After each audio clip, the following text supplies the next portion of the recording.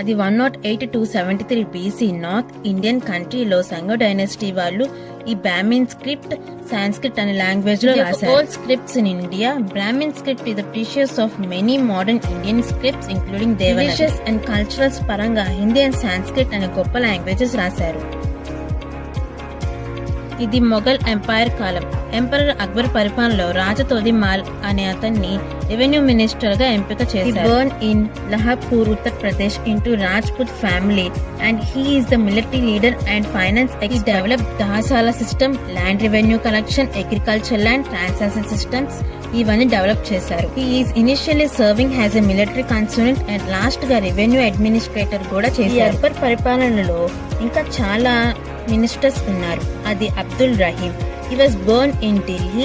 He was great poet and he received excellent awards in Arabic